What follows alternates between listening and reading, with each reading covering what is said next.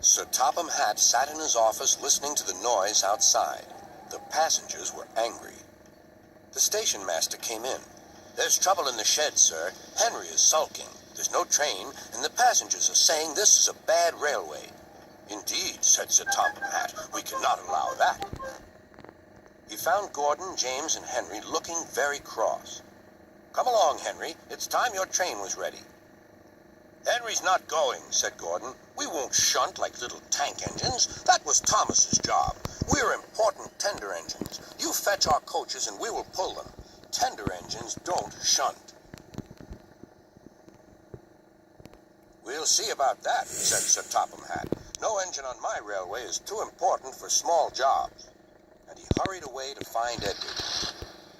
The yard has never been the same since Thomas left to run his branch line, he thought sadly. Edward was shunting.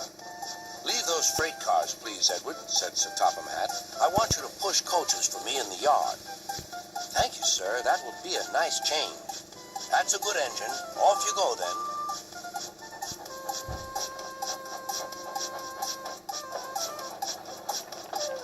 So Edward found coaches for the three engines, and that day the trains ran as usual.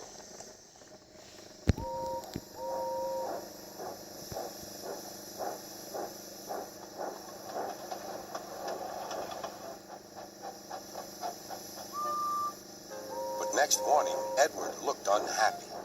Gordon came clanking past, hissing rudely. "Bless me," said Sir Topham Hatt. "What a noise!"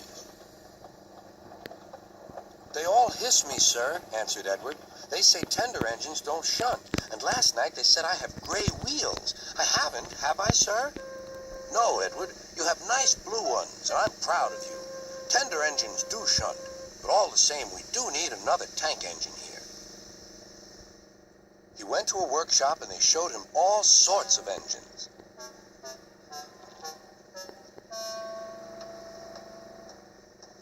At last he saw a smart little green engine with 4 wheels.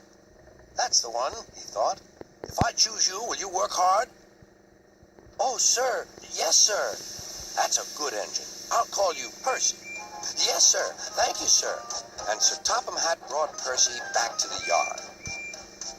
"Edward," he called, "here's Percy. Will you show him everything?"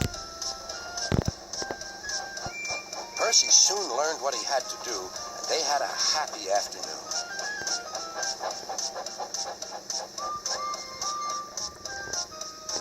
Then Henry came by, hissing as usual. "Wheesh!" went Percy. Henry jumped and ran back to the shed. "How beautifully you wheeshed him," laughed Edward. "I can't wheesh like that." "Oh," said Percy, "that's nothing. You should hear them in the workshop. You have to wheesh loudly to make yourself heard." Next morning, Thomas arrived. "Sir Topham Hatt sent for me. I expect he wants help," he said to Edward. "Shh, shh, here he comes," replied Edward. "Well done, Thomas. You've been quick. Listen, Henry, Gordon, and James are sulking. They say they won't shunt like little tank engines. So I have shut them up, and I want you both to run the line for a while." "Little tank engines indeed," snorted Thomas. "We'll show them.